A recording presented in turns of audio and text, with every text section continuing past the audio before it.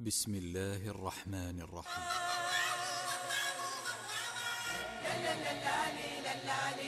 كابتن عبد الرحمن مدني، اول شيء مبروك تأهل للدور الأربعة.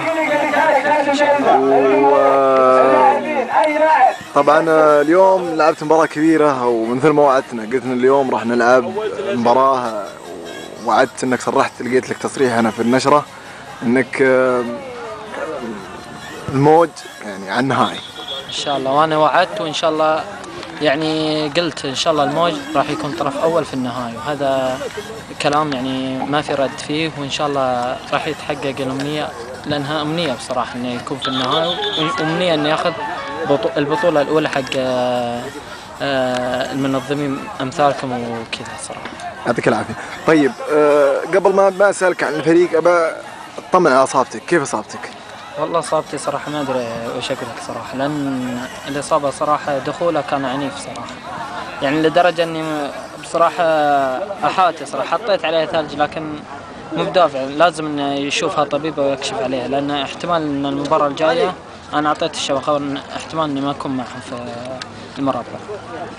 طيب ويعني طيب واللاعب اصلا يعني هو نفس اللي اعطاك الاصابه كان شوي يعني منفعل، بعدها جاء اعتذر منك على ما اعتقد، انا شفت جاك وقومك وزي كذا، فيعني ما كان اللاعب هو نيته انه يوصل لك زي كذا، فزي ما شفت اللاعب طلع وحزين بعد، ما هو هذا تصير لاعب مهزوم ومنشد. كيف قلبنا نتيجة بعد ما كانت 1-0 قلبناها في شوط واحد 2-1، يعني نتيجة كبيرة، ضيعنا بلنتيات، ما ننكر هالشيء، كل لاعب يضيع، لعيبة كبار ضيعت، كريستيانو ضيع، ميسي ضيع، ناس كبار ضيعوا، ما وقفت على مدني يعني، بس مثل ما قلت الشباب قالوا لي انه جاء، انا بصراحه ما انتبهت له، لكن مو بغريب على مثل لعبه يعني الوادي صراحه انهم يتفاعلون ويجون ويحيون اللاعب بعد الاصابه صراحه، وهذا اكبر دليل ان الفريق كبير صراحه.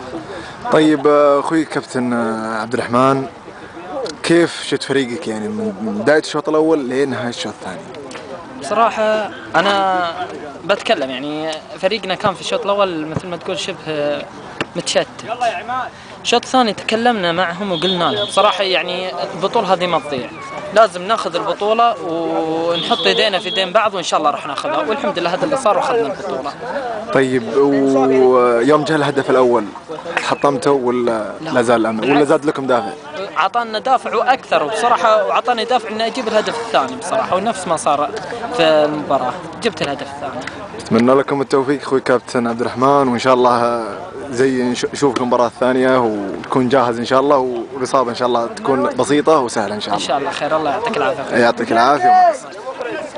الشاب يلعبها مدني، جول التعادل، مدني عبد الرحمن مدني يحرز هدف التعادل، مدني يحرز هدف التعادل، التعادل 1-1 بين الفريقين، 1-1 بين الفريقين.